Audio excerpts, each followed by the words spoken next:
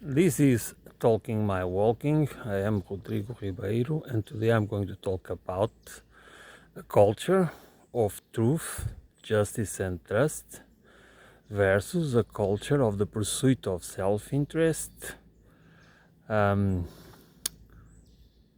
deceit, betrayal,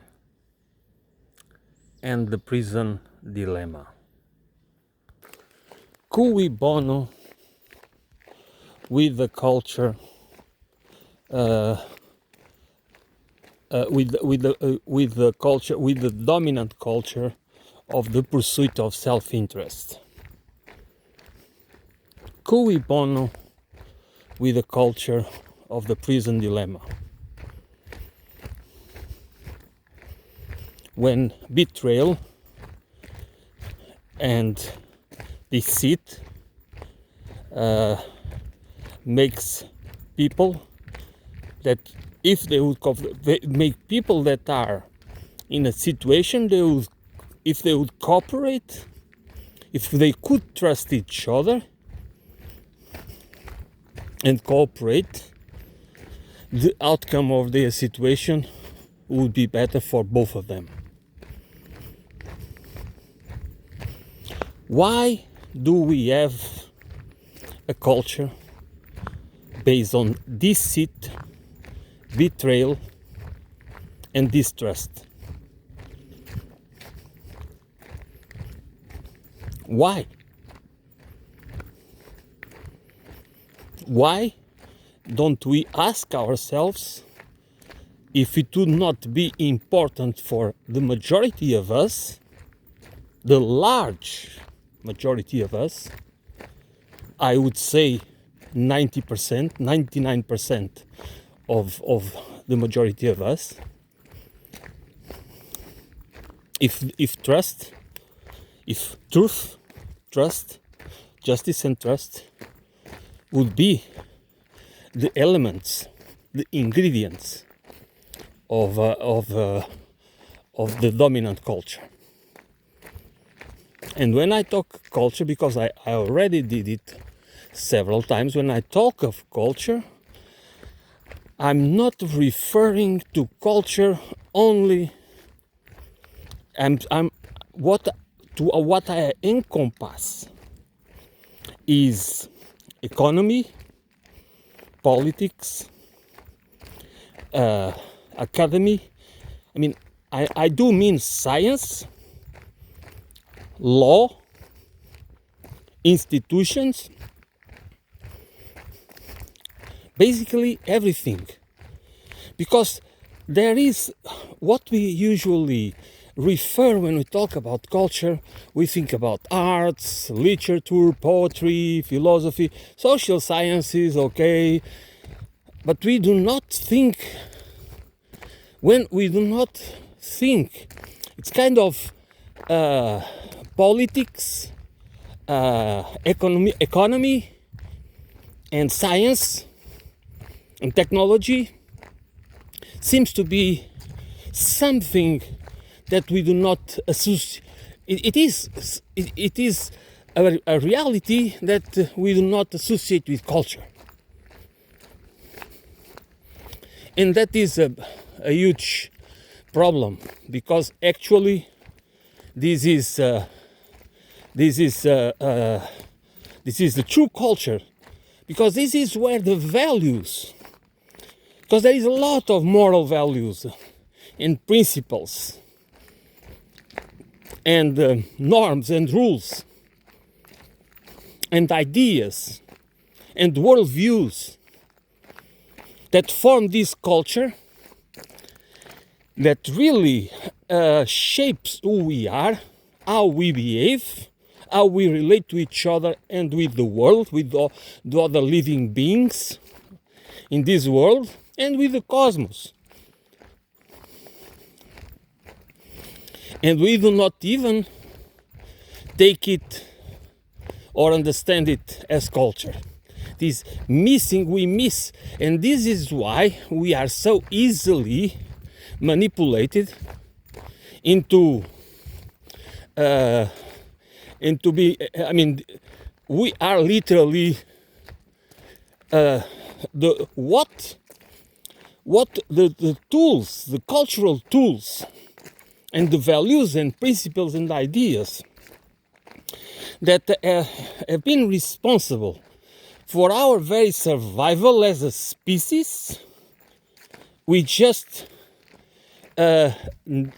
live under this society, this caste-based society,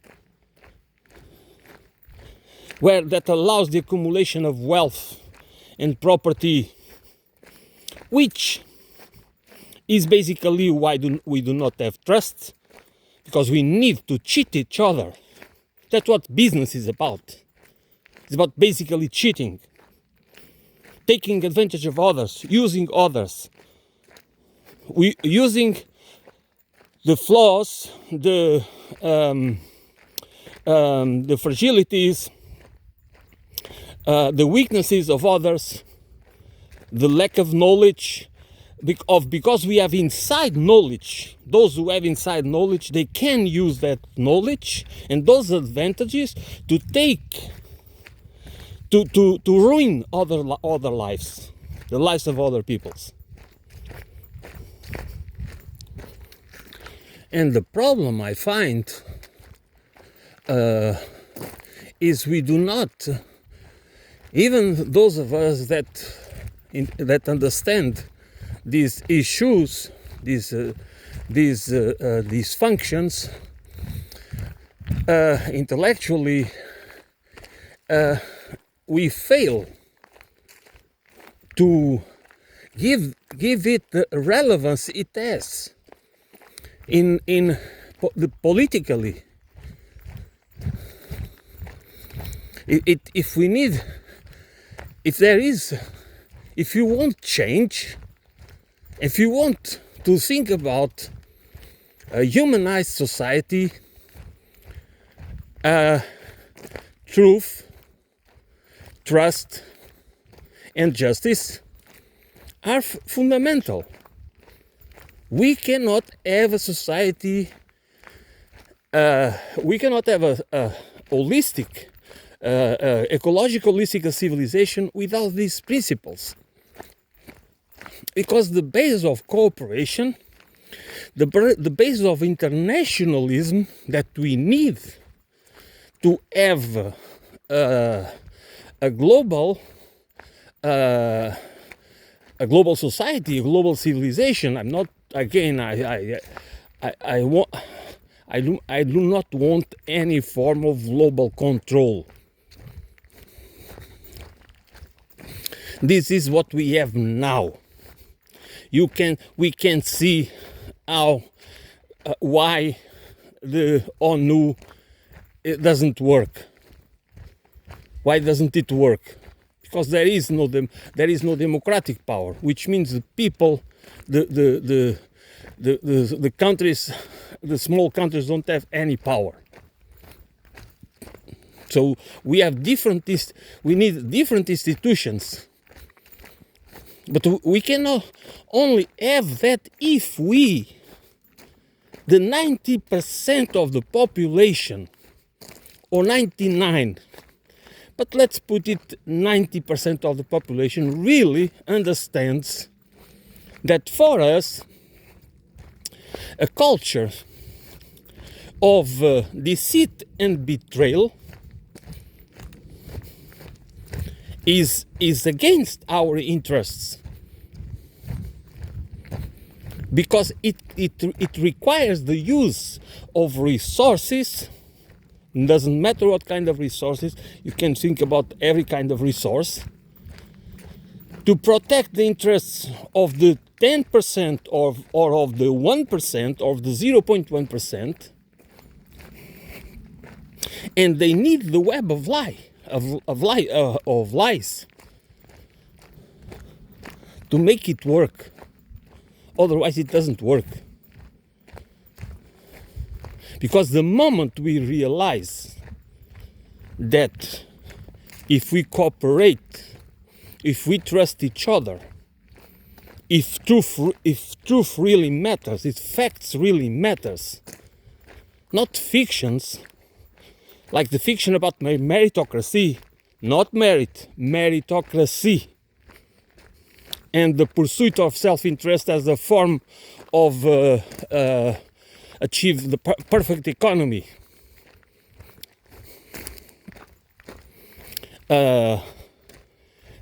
We are being deceived, and then we are being it's against our interests. If and when a generation, eventually two, like it happened in the European continent, benefits from what we call social democracy, which means that we have a form of capitalism. The economy is capitalist, but the role of the state is important in the economy, and as a social, the role of the distribution of the wealth.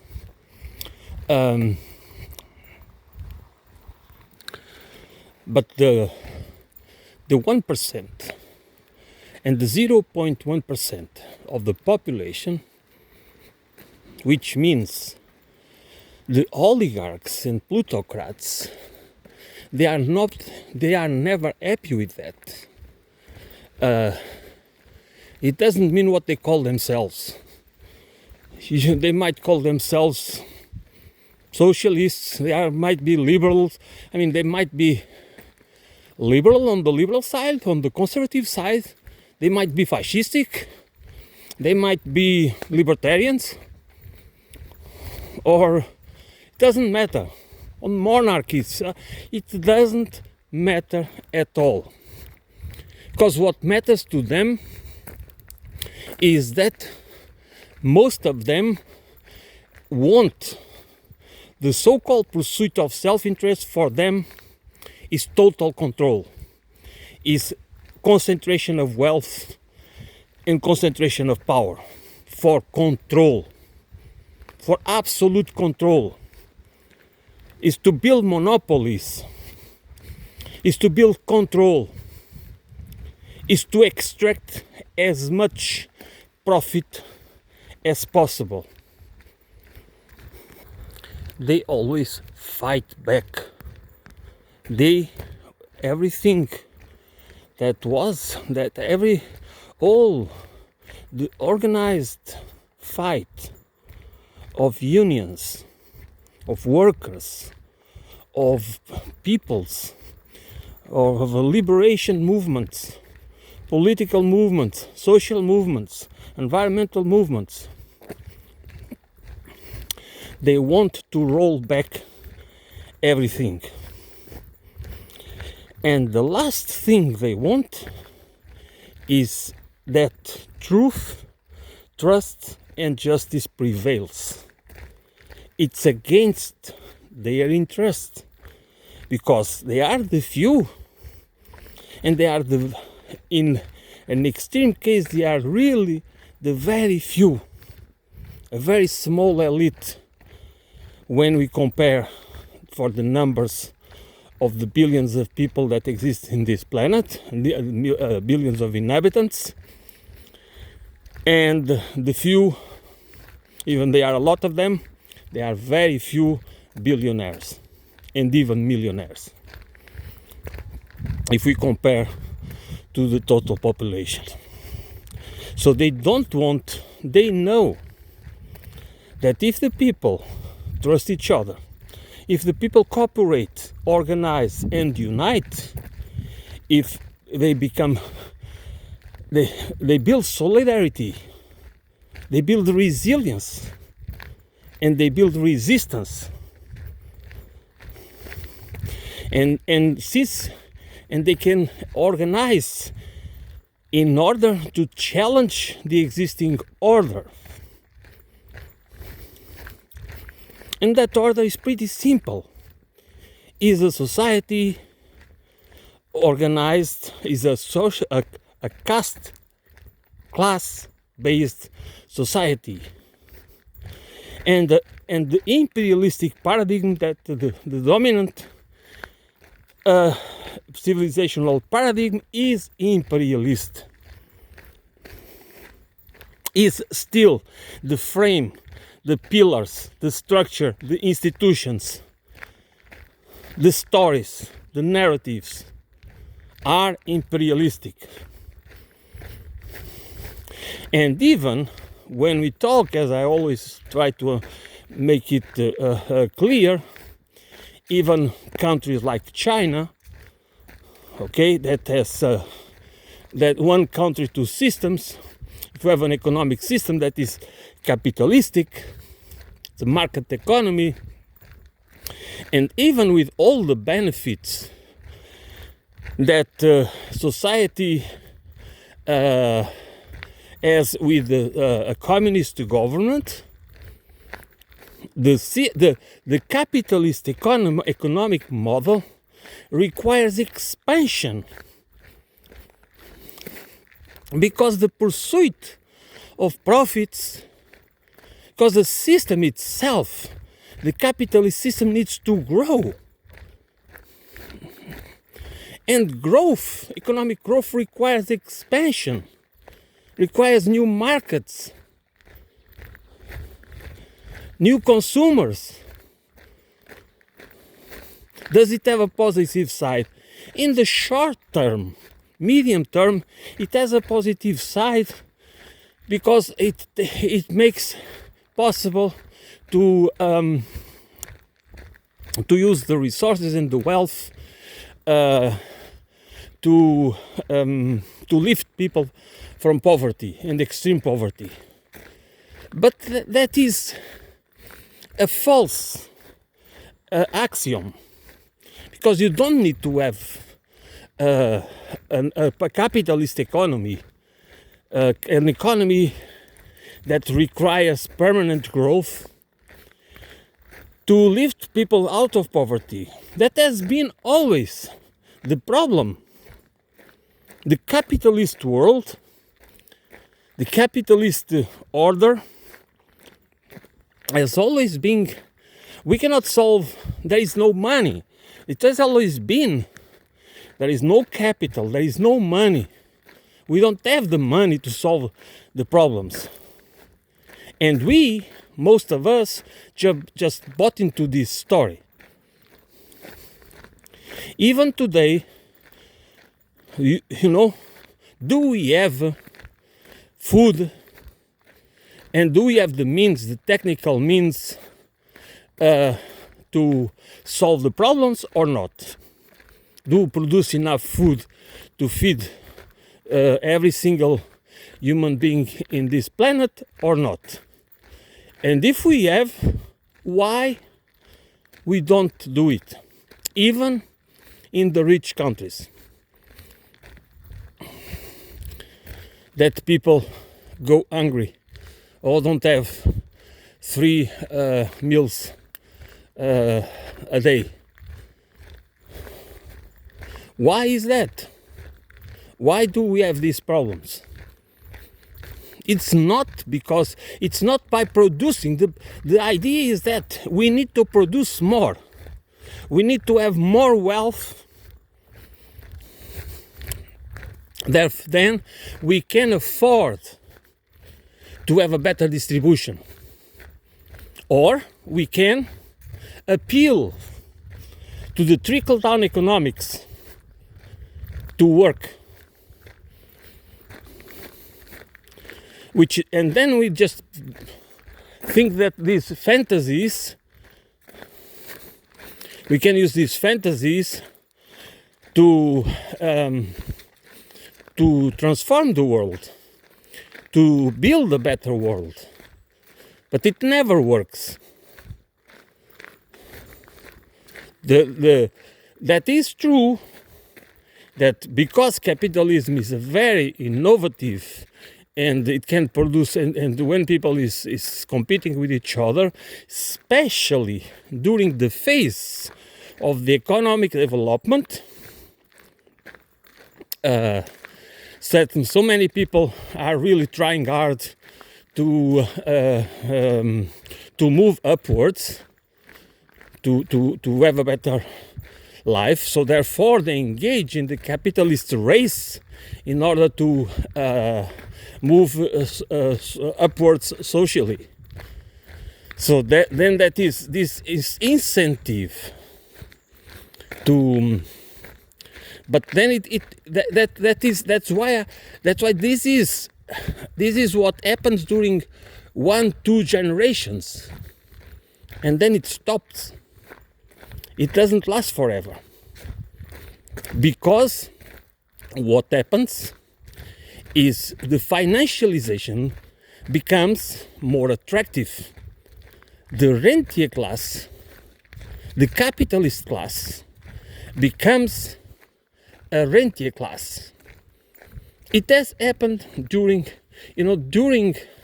the feudal period, and these landlords that were absentee, they didn't produce anything. They just wanted to live out of rents.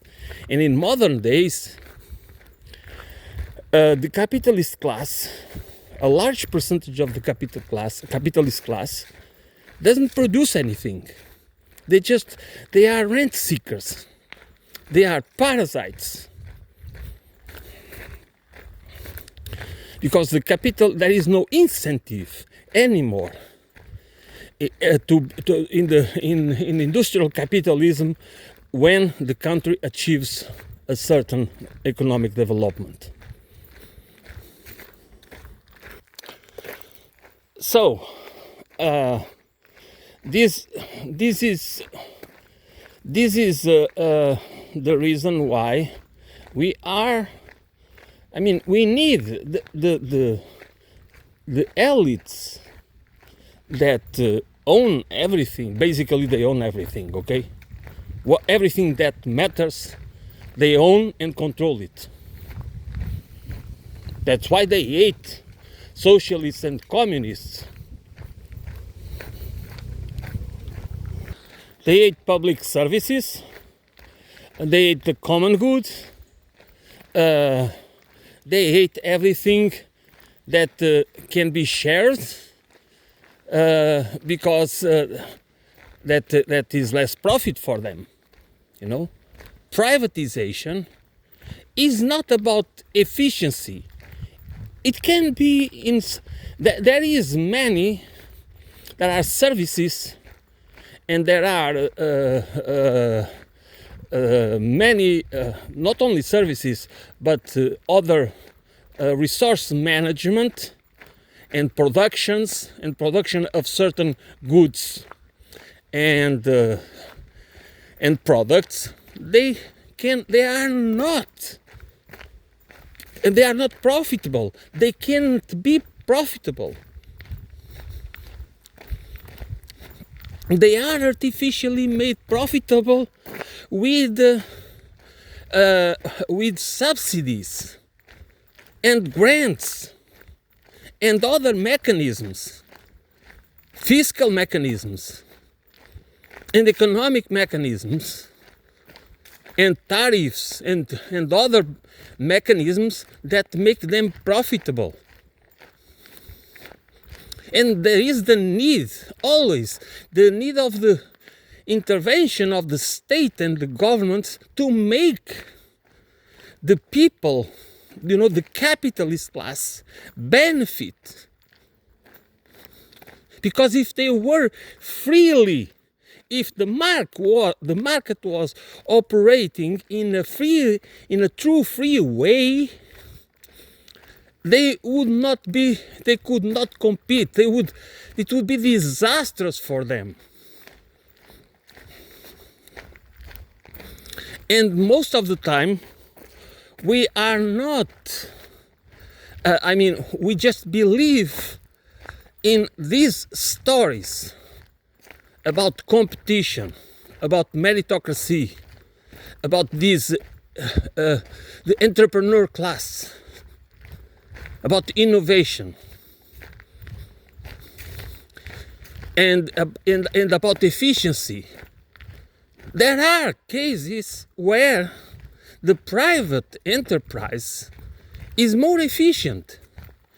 It's not because this is a zero-sum game, but there are other cases where the public, when the services and the production of there are certain natural monopolies, which should be the banking system, for example. Do you believe that the banking system and the financial system controlled by private interests is more efficient than controlled by the state? Of course not. And why?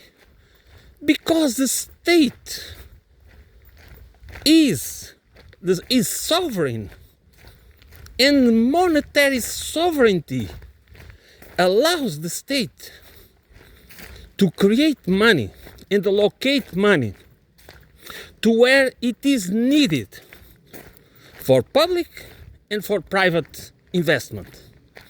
Okay, doesn't mean that it's to be only for public investment. And since the state doesn't need to profit, because this is a characteristic of the state is us, and the state doesn't need profit to exist. There is no such, because the state has the power of should have the power of issuing money. That is the sovereign power. That should be the monopoly of the state. That now is mostly in the hands of private banks. They are the ones that issue most of the money. Okay? And this is it seems to be, and this is why all these systems that we should understand, in the sense that if we want to have a society that is fair and where we can compete, but we also can cooperate.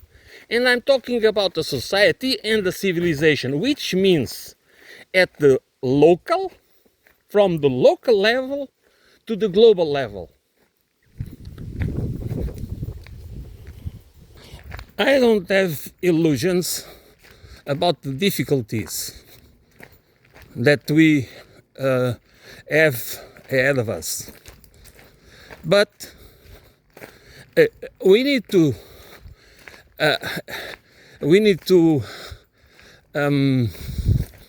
it's not about, it's not, we don't need just to believe, okay? This is not about hoping something. It's about thinking about what is the human condition? Are we really are we just driven by the pursuit of self-interest? Is it really who we are? Are we just do we understand that we have evolved on the basis of cooperation, of sufficiency, that the economy, the human economy, has always been about sufficiency and reciprocity, of course, but sufficiency and reciprocity. That's what I was going to say. Okay? Because that's the resilience of the group. Trust, truth, and justice. That is not a luxury. That's the problem with us today. we believe that this is kind of a luxury that can only be achieved in the perfect conditions. No, that's not right. That's not correct. The perfect conditions never exist.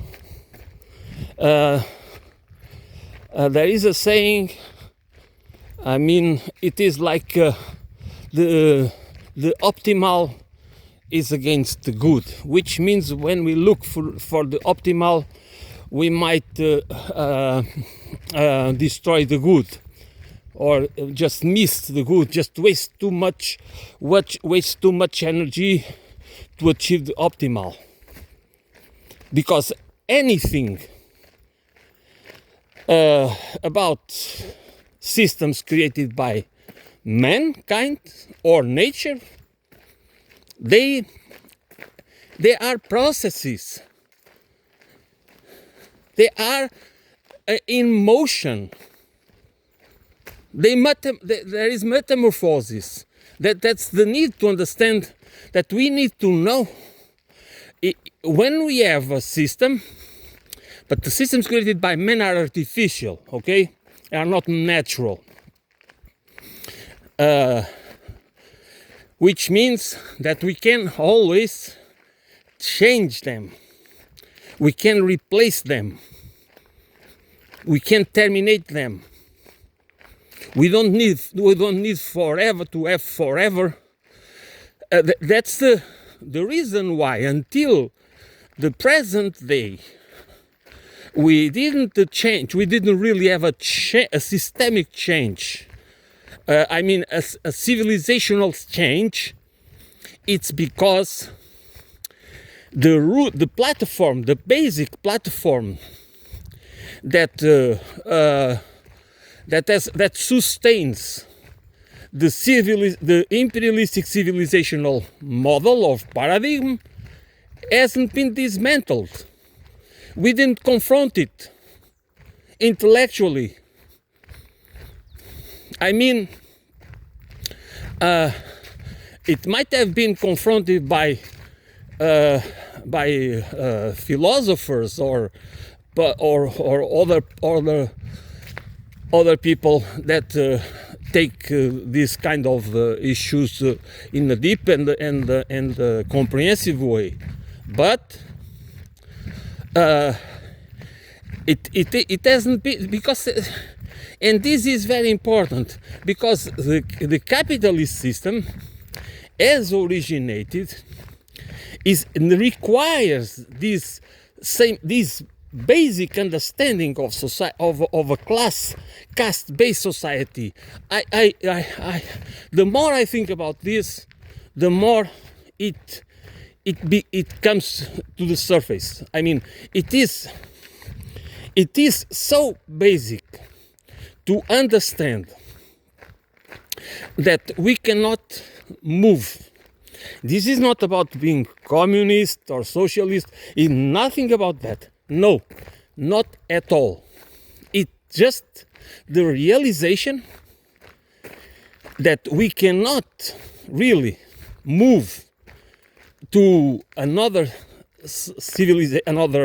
type of society, economy, and civilization if we do not end this paradigm. We need to confront it. And I don't see it being done. I don't see people, even many people on the left, whatever you want to, or whatever do you think about it, about what was the meaning of left. The thing is that so many people doesn't take seriously the imperialistic civilizational paradigm, and they don't see it, for example, in China. They don't see it. They try to. I mean, I'm not. I mean, it's not the point is not criticizing China. My point is just to understand that there is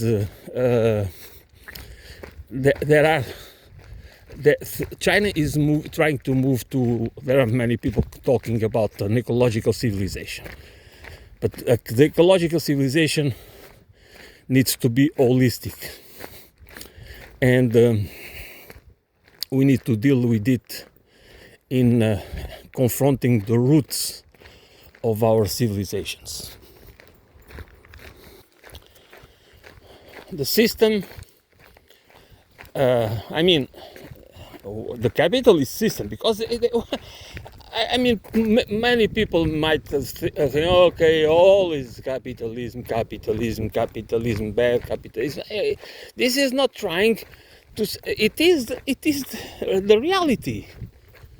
No, America, the United States of America, is the champions of capitalism. Okay, free market and all this. And there has been a century, literally a century, of American imperialism that has been. They've been doing experiences with us all the world, with themselves and all the world. Economic, political, social, cultural, at all levels. We should understand it, because we have been subjected to experiences, which mean that we have been subjects of manipulation to understand how we behave. You know, it is not natural under the idea of freedom and democracy and this and that and so forth and so on. We were subjected to experiences in order to know how we behave, how we respond, how we can be controlled. This is not, and this is why these games, these Hunger Games, these games, this is not just. This is more than a game. This is exactly to provide tools, not only for psychological operations, but it's for control. So this is all part of the same game, that to allow the same strategies that allow the few to control the many. And this is why we need to. This is not about. You can say that the socialist, the USSR, and other socialist societies, all the socialist experiments, they did also many manipulation and mind control and this and that. I'm not going to discuss it or to debate it in the sense to make it sound as if one is bad, the other one is also bad, because it is not the point. The point to me is because everybody, most of us, already believe that communism is bad. Socialism doesn't work. There is this anti-communist that is all over the world, even anti-China, because China is kind of communist. So there is this anti-Chinese